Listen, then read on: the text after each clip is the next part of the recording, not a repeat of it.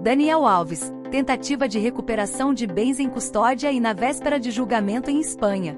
Numa reviravolta significativa, Daniel Alves, o renomado jogador de futebol brasileiro, encontra-se sob custódia na Espanha e está envidando esforços para recuperar seus bens. Este desenvolvimento chamou a atenção para os desafios jurídicos enfrentados pelos indivíduos em casos de grande visibilidade e para as complexidades da recuperação de ativos. Neste artigo exploraremos o contexto da situação de Daniel Alves, os desafios que poderá encontrar e o processo de recuperação de ativos em Espanha. Antecedentes. Daniel Alves, conhecido pela sua carreira de sucesso como jogador de futebol profissional, enfrenta atualmente questões jurídicas em Espanha. Embora não sejam fornecidos detalhes sobre o seu caso, a sua situação levou à sua prisão e subsequente custódia na véspera do julgamento. Como resultado, Alves está agora concentrado na recuperação dos seus bens, que podem ter sido apreendidos ou congelados no âmbito do processo judicial. Desafios enfrentados por Daniel Alves. Recuperar bens sob custódia e enfrentar processos judiciais apresenta inúmeros desafios para indivíduos como Daniel Alves. Alguns dos principais desafios que ele pode encontrar incluem: restrições legais. Estar sob custódia limita a capacidade de Alves de participar ativamente no processo de recuperação de ativos. Ele pode enfrentar restrições na comunicação, no acesso a aconselhamento jurídico e na capacidade de gerir eficazmente os seus assuntos financeiros. Complexidade da recuperação de ativos. A recuperação de ativos pode ser um processo complexo e demorado,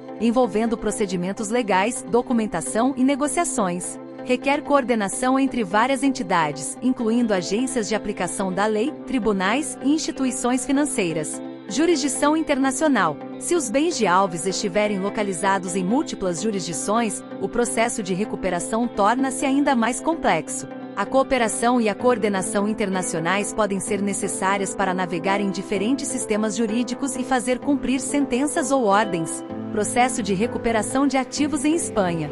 O processo de recuperação de ativos em Espanha segue um quadro jurídico que visa proteger os direitos de todas as partes envolvidas. Embora os procedimentos específicos possam variar dependendo das circunstâncias, o processo geral envolve as seguintes etapas.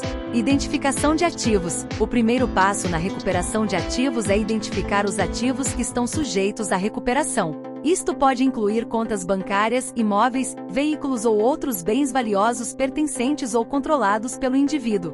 Congelamento ou apreensão de bens. Uma vez identificados os bens, as autoridades podem emitir ordens de congelamento ou apreensão dos bens, impedindo a sua transferência ou alienação durante o processo judicial. Processos legais. Os procedimentos legais, como o julgamento ou investigação, determinarão o resultado e estabelecerão quaisquer responsabilidades ou penalidades. O tribunal pode ordenar o confisco ou a devolução dos bens com base nas provas apresentadas. Recuperação e alienação. Se o tribunal ordenar a devolução dos bens, inicia-se o processo de recuperação.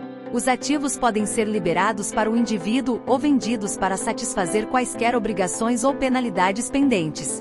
A situação de Daniel Alves com a sua prisão e tentativas de recuperar os seus bens enquanto estava sob custódia, realça as complexidades que os indivíduos enfrentam em casos legais de grande repercussão. A recuperação de ativos envolve navegar por procedimentos legais, jurisdições internacionais e desafios específicos das circunstâncias do indivíduo, embora as especificidades do caso de Alves não sejam fornecidas.